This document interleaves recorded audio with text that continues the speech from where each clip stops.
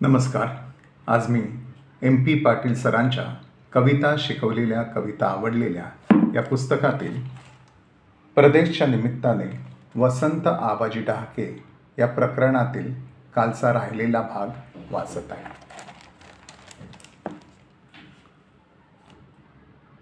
प्रदेश वसंत आबाजी डहाके भाग 2. क. प्रियतमे बरोबरची रममाणता. अस्तित्व शून्यतेच्या संदर्भात मुक्तीचा एक महत्त्वपूर्ण पर्याय म्हणजे प्रियतमे बरोबरची रममाणता. प्रियतमा हा कुठल्याही पुरुषाच्या सांत्वनाचा किनारा असतो, कुठल्याही बधीर अवस्थेवरचा उतारा असतो. येथे सारे दुःखाचे कड शांत करता येतात. एकाकीपणाला येथे सोबत मिळते. अर्थशून्यतेला अर्थपूर्णता लाभण्याची शक्यता असते. म्हणूनच बधीर, वैफल्यग्रस्त, त्रासलेला, पोळलेला, तापलेला, पेटलेला, चिरत गेलेला, छिन्न विच्छिन्न झालेला, वाळवी लागून मातीत जणू चिरघळून गेलेला, शून्यवत झालेला तो आउटसायडर प्रस्तुत प्रदेश या कवितेत प्रियतमेकडे येतो. तुझ्या डाव्या कुशीत येतो, उजव्या डोकं खुपसतो तुझ्या छातीत, मांड्यात पडून राहतो शेजारी, पुन्हा उठतो येतो तुझा स्पर्श शोध.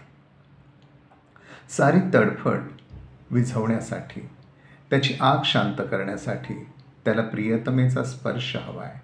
तिचे अवघे शरीर हवे. 2. शरीर विझतं पण मन अशांतच राहतं. त्यावेळी तुझं माझं सोबत असणं न भरणाऱ्या घावासारखं असलं तरी त्याला तिचं सोबत असणं हवं असतं. तू उठ आणि मला हात दे, वर उचल असा तिला त्याचा सहाय्यासाठी हाकारा असतो. आणि तिचाही काळा झालेला चेहरा जगण्याच्या ज्वालांनी होरपळून गेलेला असला तरी या असीम उजाड वाळूच्या प्रदेशात तिच्या चेहऱ्यावरून अंतर्यामीच्या जिव्हाळ्याचा तळहात फिरवीत तो चाचपतो तिचं अस्तित्व. केवळ तिच्या अस्तित्वाची त्याला सोबत हवी असते. प्रिय स्त्रीच्या अस्तित्वाची सोबत हा त्याच्यापुढील मुक्तीचा महत्त्वपूर्ण पर्याय असतो. पहिल्या खंडात आलेला उत्कट कामभाव आणि उर्वरित खंडात आलेला संयत समजूतदार प्रेमभाव या दोन्ही गोष्टी या मुक्त शोधात अभिप्रेत आहेत. कवी वसंत आबाजी डहाके यांनी स्वतःच्या कवितेतील स्त्रीविषयी एक टिपण लिहिलं आहे. त्यामध्ये त्यांनी कवीची आत्मानुभूतीवर वैयक्तिकता आणि प्रतिभास्पर्शित सार्वत्रिकता या गोष्टींचे कवितेतील स्थान स्पष्ट करीत त्यांच्या कवितांतील स्त्रीविषयी विस्ताराने लिहिले आहे. आपल्या या लेखाचे शीर्षक प्रदेशच्या निमित्ताने वसंत आबाजी डहाके असे असल्याने त्यांच्या टिपणातील काही संदर्भ आपण मांडत असलेल्या भूमिकेला पोषक ठरतील असे वाटल्याने येथे देणे औचित्याचे ठरावे. अनुभवनिष्ठ वैयक्तिकता आणि सार्वत्रिक अर्थवता याबद्दल ते लिहितात. कविता म्हणजे कवीचे आत्मचरित्र नव्हे, पण त्याच्या आत्मानुभूतीचे चरित्र ती असण्याची शक्यता असते. कवी स्वतःचा अनुभव सार्वत्रिकतेत मिसळतो, त्याला सार्वत्रिकतेचा स्पर्श देतो. असे एक विचित्र रसायन त्याला घडतं जे त्याचं वैयक्तिकही वाटतं आणि जे सार्वत्रिकही वाटतं, जे सार्वत्रिक अर्थ देतं. पुढे ते स्त्रीबद्दलचा कामभाव आणि प्रेमभाव याबद्दल विस्ताराने आणि खुलेपणाने लिहितात.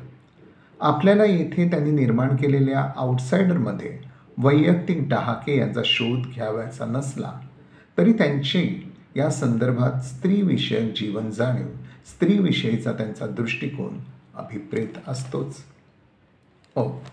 प्रदेश या कवितेत सारे अस्तित्व अस्वस्थतेनं तडफडत असताना तो आउटसायडर त्याच्या प्रिय स्त्रीच्या कुशीत, छातीत, मांड्यात, तिच्या शरीरात त्याची अस्वस्थ तडफड विझवतो. डहाके यांच्या अशाच काही कवितांमध्ये हेच घडत असते. त्यांची स्वतःची साक्ष नोंदवूया. येथे लैंगिक कृती ही अस्तित्व आणि त्याला जखडणारे एकाकीपण मिटवण्याची प्रतिकात्मक कृती बनते. कामात्म ओढ ही जैविक पातळीवर अर्थशून्यतेला अर्थ देण्याचा प्रयत्न करते. असा मी स्वतःला आता तुझ्यात सोपवतो आहे. तू मला संपव, विझव माझं अस्तित्व. तू आहेस भूक आणि तू आहेस माझं अन्न. तू आहेस माझं भस्म, माझी राख, माझा अंगारा. स्वतःच्या काळ्या रक्ताचा आक्रोश त्याला ऐकू येतो. रक्तातील वादळाचा झणझणाट ऐकू येतो. स्वतःच्या शरीरात हिंडणारा तरस तो पाहतो आणि ये भुकेल्या श्वापदाप्रमाणे आणि तुटून पड माझ्यावर, अशी शरीराची अदम्य हाक तो ऐकतो. येथे दुसरी व्यक्ती ही पहिलीसाठी केवळ लैंगिक वस्तू नाही, तर मुक्तीचं माध्यम आहे, शारीरिक पातळीवरही. शरीरापलीकडची प्रियतमेबद्दलची प्रेमभाव ही दुसरी भाववृत्ती ही अधिक महत्त्वाची. प्रदेश या कवितेतील तुझं माझं सोबत असणं हे अधिक महत्त्वाचं. स्वतःला सावरत मला हात दे, मला वर उचल, हे अधिक महत्त्वाचं. जगण्याच्या ज्वालांनी होरपळून काळा झालेला तिचा चेहरा असहाय्य तळहाताने अंतर्यामीच्या जिव्हाळ्याने चाचपणं हे वेगळ्या पातळीवरचं भावस्पर्श स्पंदन अधिक महत्त्वाचं. शरीर केवळ कामक्षुधेची पूर्ती करण्यासाठी नाही, याची यथार्थ जाण असल्याने त्यांच्या आउटसायडरला दुसरे शरीर हवे ते आपल्या अस्तित्वाच्या अर्थासाठी. भयान रिक्त आकाशाखाली तो आपलं अधांतरी असलेलं आयुष्य पाहतो आणि त्याला दुसऱ्या शरीराची आवश्यकता वाटते. एकत्र असणं म्हणजे एकाला अर्थ येणे. हेही माझंच एक शरीर माझ्याशीच बांधलेलं, असे एक नवे भान त्याला देते. एकानं दुसऱ्याचं असणं आणि दुसऱ्यानं एकाचं असणं या दोहोंचे असणे सामावलेले असते. असणे म्हणजे अर्थपूर्ण असणं. स्त्रीच्या स्त्रीत्वाहून तिची सोबत कवीला अधिक महत्त्वाची वाटते. त्यांच्या कवितांतील स्त्रीला चेहरा नाही, तिच्या शरीराचे वर्णन नाही. या अनेक कवितांतून स्त्रीकडे प्रेयसी किंवा पत्नी असं पाहिलं नसून सोबत म्हणून पाहिलं आहे. अर्थात ही सोबत स्त्री पुरुष या परस्परांची. याबाबत कवीच्या टिपणातील काही संदर्भ. सोबतीने परस्परांच्या आकाशात ती एकमेकांना अर्थपूर्ण करतात. यिन आणि यांग एकमेकांपासून पृथक तरीही परस्पर पूरक. एका संपूर्णाचे दोन एकात्म भाग. आपल्या किरट्या पायांना नसतो आधार कशाचाही, म्हणून सोबत. एकाखाली कोसळला तर दुसरा हात देऊन कोसळल्या पहिल्याला वर उठवू शकतो, ही सोबतीची अपेक्षा. अत्यंत एकाकीपणाचा नकारात्मक अनुभव घेत असताना असल्याच क्षणी हवे असतात तुझे हात, म्हणजेच सोबत. हे हात माझ्या हातात गुंफलेले, हेही माझंच एक शरीर. तुझ्या आत मी आहे आणि माझ्या आत तू आहेस. सोबतीनेच एकात्मतेचे रूप घेतले आहे. मी तिचे हात हातात घेऊन बसून राहतो तेव्हा मला फार सुरक्षित वाटत राहतं. हा सोबतीचाच दिलासा. प्रस्तुत प्रदेश कवितेतही आपण पाहिलं आहे की मला हात दे, वर उचल म्हणताना तुझं माझं सोबत असणं याच गोष्टीला अधिकाधिक अधोरेखित केले आहे. प्रिय स्त्रीच्या संदर्भातील शारीरिक आणि भावनिक समरसता या मुक्तिशोधक पर्यायांचा इथवर विचार झाला. या पलीकडील जो पर्याय प्रदेश या कवितेतून विशेषत्वाने भावतो त्याकडे आता वळवायचे आहे. जीवनोत्सुक सृजनशीलता. या अर्थशून्य प्रदेशात अर्थपूर्ण होण्यासाठी मृतवत अर्थशून्यतेतून मुक्त होऊन चैतन्यपूर्ण अस्तित्व साकारण्यासाठी जीवनोत्सुक सृजनशीलता व मुक्तिशोधक पर्यायांचा आता विचार करावयाचा. वसंत आबाजी डहाके यांच्या शुनहा शीतच्या ब्लर्बवरील प्रभा गणोरकर यांनी कोट करून या पर्यायाचे प्रास्ताविक करूया. भोवतालच्या विकट वास्तवात पायाखालचे सगळेच आधार नाहीसे झालेल्या एका मानवी अस्तित्वाने पुन्हा एकदा कवितेलाच हाक घातली आहे. कवितेतून तो व्यक्त करीत आहे आपले प्राणभय, आपला आकांत, तडफड, उद्वेग आणि भ्रमनिरास. कवितेतून तो व्यक्त करतो आपल्या अस्तित्वाला असलेला कवितेचा आधार. येथे कविता हे संबंध, अस्तित्व आणि जीवन व्यापून टाकणारी एक आदिबंधात्मक प्रतिमा बनते. या कवितेमागे सनातन जीवनमूल्यांची आणि नैतिकतेचा आग्रह धरणारे एक स्पंदनशील मन स्पंदन पावत जाणवत राहते. कविता या रूपबंधातून किती तरलपणे ते स्वतःला व्यक्त करीत राहतात. कवी वसंत आबाजी डहाके आणि त्यांची कविता याबाबतचे हे ब्लर्ब अन्वर्थकच आहे. पण या कवितेच्या निर्मितीमागे कोणती शक्ती असते? येथे थोडी वसंत आबाजी डहाके यांचीच साक्ष काढूया. प्रभा गणोरकर यांना पूरक पूर्ण करणारी अशीच ती आहे. कवितेविषयी लिहितानाची त्यांची ही साक्ष आहे. त्यातील काही अवतरणे. उशी रेगे यांच्या कवितेचं एक केंद्र आहे. रेग्यांच्या कवितेचं केंद्र शार्लट आहे. ते म्हणतात, तसं पाहिलं तर माझं आत्तापर्यंतचं सगळं लेखन, वर्क जर इंग्रजी शब्दच वापरायचा तर शार्लटवर आणि तिच्या भोवती झालेला आहे. शार्लट म्हणजे शहनाज. शहनाज म्हणजे दाक्षायणी, उमा, सीता, राधा, पांचाली. शार्लट म्हणजे सृजनशक्ती. या सृजनशक्तीचीच विविध रूपे त्यांच्या कवितेतून व्यक्त झाली आहेत. सृजनशक्ती हा त्यांच्या कवितांचा विषय. त्याचबरोबर त्यांची कविता सृजनशक्तीची निर्मिती असते. तात्पर्य असे की रेगे, डहाके, गणोरकर आणि सर्वांचीच कविता ही सृजनशक्तीची निर्मिती असते. किंबहुना व्यापक अर्थाने नृत्य, संगीत, चित्र, शिल्प, काव्य इतकेच नव्हे तर विज्ञान, तत्त्वज्ञान आदी मानवांच्या सर्व प्रकारच्या होण्यामागे जीवनोत्सुक सृजनशक्ती असते. मानवाच्या ठिकाणी असलेली सृजन ही आदी ऊर्जा आहे. मानवाच्या या पृथ्वी नावाच्या प्रदेशावर जेव्हा सृजन जागे झाले नव्हते तेव्हा तेथे फक्त पेटता आकांत होता. आणि जेव्हा येथे सृजन संपेल तेव्हा तेथे परत जळालेल्या आकांताची राख दिसेल, असं या सृजनाचं अधोरेखित आहे.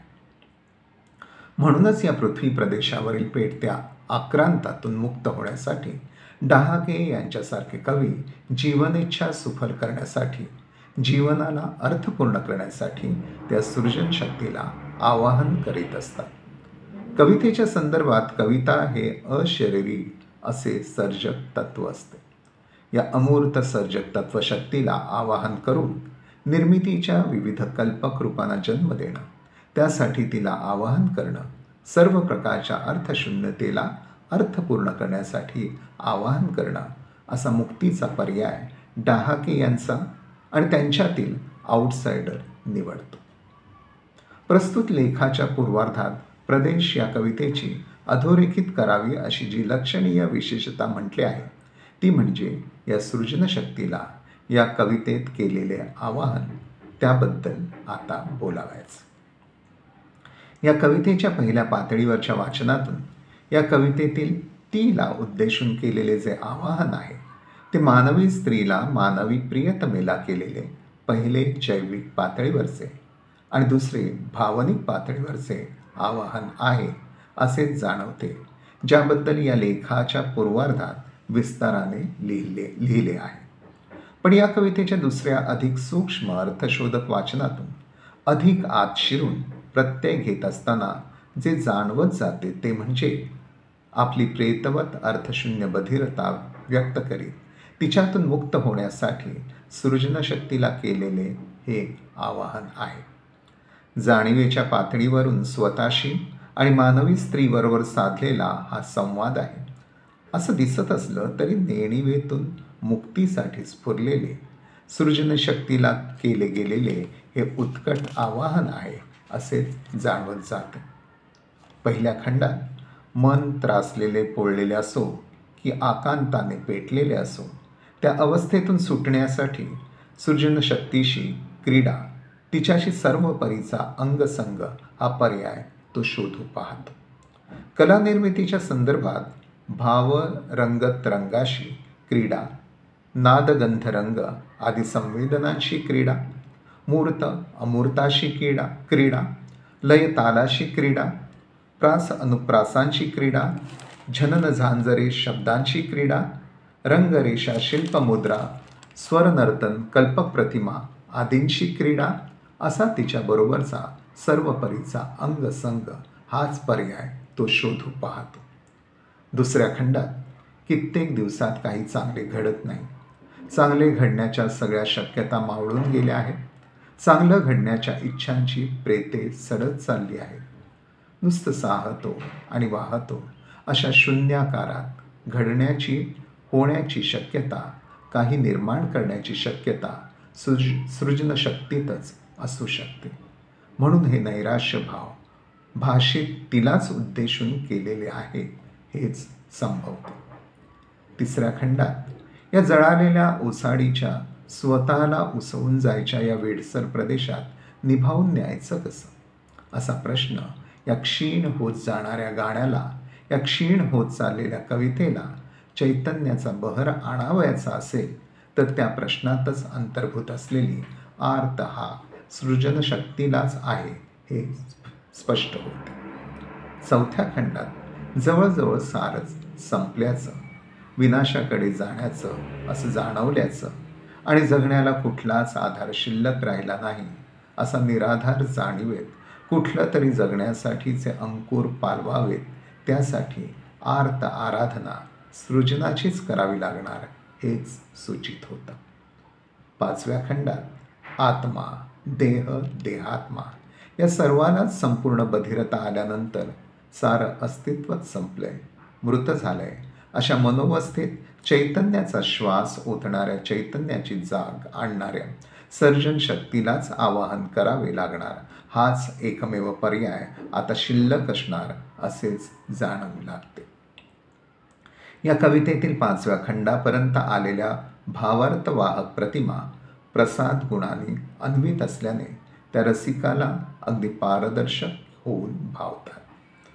पोळलेलं कुत्र, आकांतानं पेट घेतलेलं अस्तित्व, तापलेले रस्ते, वाळूत पाणी चिरून जावं तशा मावळून जाणाऱ्या साऱ्या शक्यता, हातावरून काच फिरवावी तसे चिरत जाणारे आयुष्य, छिन्न विच्छिन्न मन, इच्छांच्या धांदोट्या, पिळवटलेली झाडं, जळालेली जमीन, ओसाडीचा क्षण क्षण वारा, वाळवी लागून मातीत रूपांतरित होणारी झाडे, बधीर होणारा मेंदू आदी प्रतिमा आउटसायडरची जी काळोखी, उद्ध्वस्त, वैफल्यग्रस्त, निराधार, शून्यवत भावावस्था आहे ती अगदी उत्कटतेनं रसिकाला भिडावी. अशा या सर्वच टोकदार आणि पारदर्शक प्रतिमा आहेत, तत्काळ झटीती प्रत्यय देणाऱ्या आहेत. 6व्या खंडात येथील प्रतिमांचा अन्वयार्थबोध आणि काव्यार्थ ग्रहण या गोष्टी रसिकांच्या बोधनेला आणि रसिकतेला काहीशा अवघडच होऊन बसतात.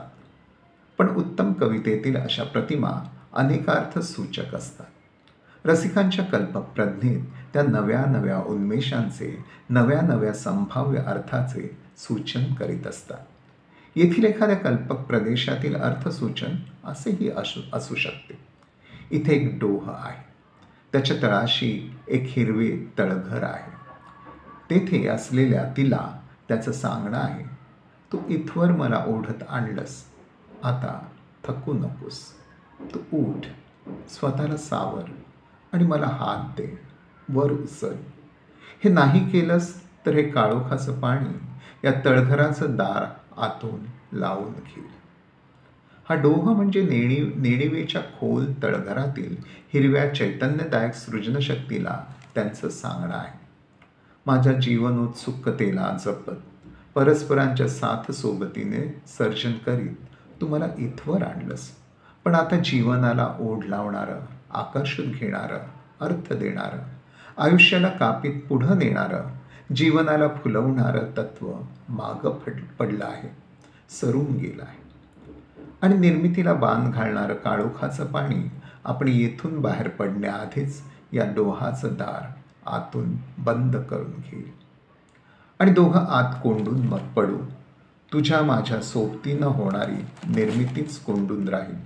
म्हणून येथून बाहेर पडण्यासाठी हात दे, मला वर उचल. मानवी अस्तित्वाला वरच्या दिशेने जावे असेच वाटत असते. काहीच घडत नाही, काहीच निर्माण होत नाही, म्हणजेच सृजनशक्ती क्रियाशील नाही. म्हणून तिला निर्मितीसाठी क्रियाशील होण्यासाठी त्यांचं सांगणं आहे, तू उठ, क्रियाशील हो, निर्मितीसाठी मला हात दे. 7व्या खंडात त्यांच्यातील जगण्याच्या ज्वालांनी सोबत करणाऱ्या त्या सृजनशक्तीचाही चेहरा होरपळून काळा पडणार, तीही कलाहीन होणार या जाणीवेनं कलाकारांच्या संवेदनशील बोटांनी तिच्या चेहऱ्यावरून स्नेहार्द्रतेचा हात फिरवीत तिचं अस्तित्व थरथर त्या स्पर्शाने चाचवत स्वतःला सावर, थकू नकोस असं अंतर्यामीच्या आत्मीयतेने पुन्हा एकदा सांगत सर्जनासाठी साथ संगत देण्यासाठी तो साथ घालीत आहे. तेव्हा या कवितेची एखाद्या रसिकतेला भिडत असलेली विशेषता ही डहाके यांच्या आउटसाइडरच्या संदर्भात या प्रदेशातील बधीर अर्थशून्यतेला चैतन्यपूर्ण अर्थपूर्णता देणारा जो अधिक अर्थपूर्ण मुक्तीचा पर्याय म्हणजे सृजनशक्तीला दिलेली आर्त हाक होय, हीच या कवितेची विशेषता होय. प्रस्तुत लेखाची व्याप्ती वाढू नये म्हणून डहाके यांच्या कवितेतील सृजनशक्ती संबंधित आणखी उदाहरणे न देता डहाके यांनाच कोट करून थांबूया. काली ही सृजनाची देवता, नवनिर्मितीची देवता. काली दुर्गा म्हणजे भूमाता. तिच्यातून सारी वनस्पती सृष्टी, जीवसृष्टी निर्माण होते. तिची प्रतिमा माझ्या कवितेतून पुन्हा पुन्हा येऊ लागली. कवितेबद्दल थांबूया, पण डहाके यांच्याबद्दल इतर थोडं संबंधित विषयांच्या संदर्भात बोलूया. 1. डहाके यांची प्रतिबद्ध नावाची एक छोटी कादंबरिका आहे. तिचा नायक विनायक हा आउटसाइडरच. त्याला वाटतं या भोवतालच्या परिसरात एकाकी आहोत. त्याला पडणारे एक स्वप्न असेल. आपले नाव गाव सर्वच हरवून गेलं आहे. बॉम्ब वर्षाव, ओसाड उद्ध्वस्त जमीन, झाड नाही, गवत नाही, भाजून निघाली सारी जमीन. आणि जिच्या डोळ्यासमोर सदैव स्वप्नातली फुलं तो धरू शकत नाही, त्या आशूला तो जीवाच्या आकांतानं शोधतोय. आशूला वाचवलं पाहिजे ही त्याची धडपड. ही आशू म्हणजे आउटसायडरच्या नेणिवेतील सृजन देवताच का? आणखी तो म्हणतो, माणूस उरतोच, स्वतःच्या मुक्तीची धडपड करीत राहतो. वादळानं तुटलेल्या झाडांप्रमाणे पुन्हा पल्लवित होतो. कुठून येतं हे बळ? हे आध्यात्मिक वगैरे नसणार, हा निसर्गच. म्हणजे झाडं, पानं, फुलं, माणसांच्या कविता इत्यादी इत्यादी यांना जन्म देणारी सृजन देवता, हेच तात्पर्य डोक्यात ना? 2. अशीच त्यांची दुसरी कादंबरिका मर्त्य. हिचा नायक सदाशिव यावरही आउटसाइडरचा प्रभाव. तो म्हणतो, हे मृतांचं शहर आहे. हे शहरच मी निवडलंय. हे शहर, आमचं जग, आमचं शतक नेमकं कशातून व्यक्त होतं? तुरुंगी असायलम, रुग्णालय, भग्नावशेष, रणांगण, वाट पाहणं, कंटाळा, जाळ, ट्रायल, सूड, क्रांती, सर्व दार बंद असलेलं शहर. हा मस्तकात चक्रा मारणारा अस्वस्थ कीटक, परकेपणा की विलगीकरण? तो मत्सरी वाकुल्या दाखवणारा जुलमीश्वर त्याच्या घृणास्पद आंदनात मग्न आहे. गाडीच्या खिडकीपाशी सुमती आणि छोटी निघालेली प्रवासाला. त्या छोटीचे छोटे छोटे हात खिडकीच्या गजातून बाहेर येतात. सदाशिवच्या गालावरून फिरतात. ती हसतीये. सदाशिव प्लॅटफॉर्मवर एकाकी, या अफाट माळावर एकाकी. छातीतून एक जबरदस्त हाक गळ्यापर्यंत येते, छोटे.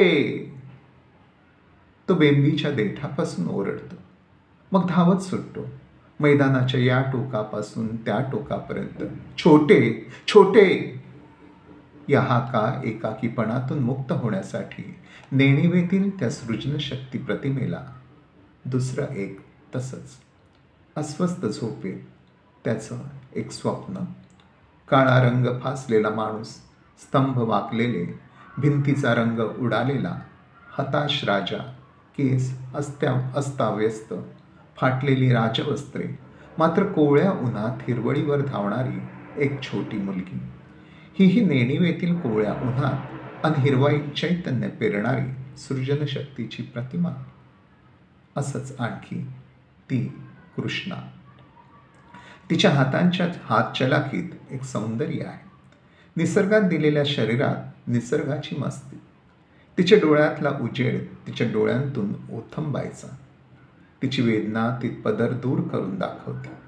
पदर दूर करते, चोळीची गाठ सोडते, मान मागे झुकती करते. आपलं शरीर, आपली वेदना, आपलं सौंदर्य, आपली वेदना. ही रेग्यांच्या शार्लट शहनाज आदींसारखी सृजनरूपिणी कल्पक प्रज्ञा. 3.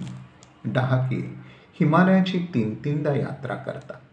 येथे उदासी हेच अविनाशी तत्व. भय, आशंका, अशाश्वती, क्षणभंगुरता, परकेपणा, संवादहीनता, एकटेपणा, अगतिकता हे सारं शून्यगान अधूनमधून आहेच.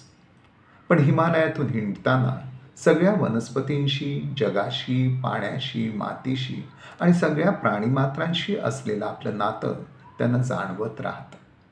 हिमालयाची शिखरं, निर्विकल्प शुद्धता बघताना, अलौकिक आनंदानं मन भरून जात असताना हिमालय, परमशिव यांच्यावर अनेक रूपके रचत, अनेक मिथकांशी एकरूप होत ते सृजनशक्तीशीच क्रीडा करीत राहतात. 4.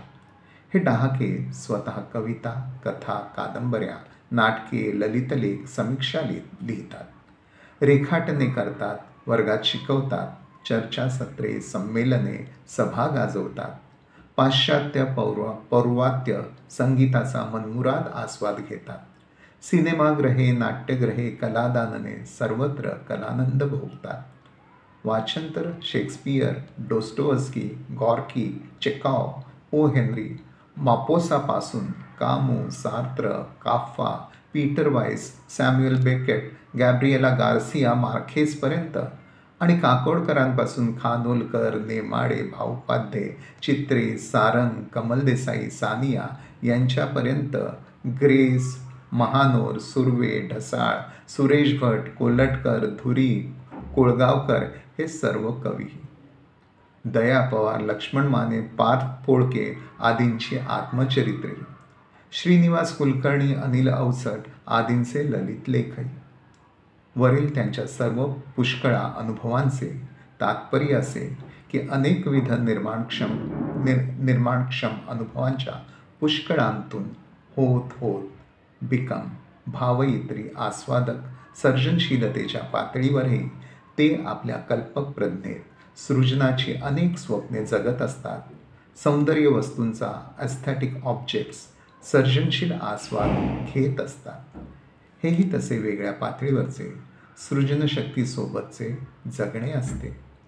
तोही एक प्रकारचा मुक्तीच्या वाटेवरचा सर्जनशील प्रवास असतो. या सर्व पार्श्वभूमीवर डहाके यांच्या एखाद्या कवितेच्या काव्यार्थाच्या संदर्भात अस्तित्वशून्य प्रदेशातून सुटण्यासाठी सृजनशक्तीला आव्हान हाच मुक्तिमार्ग या कवितेला अभिप्रेत आहे असे एखाद्या वाचकाच्या कल्पक प्रज्ञेला जाणवले तर इतर कोणी काही म्हणून, पण निदान वसंत आबाजी डहाके यांची तरी फारशी हरकत असू नये. धन्यवाद.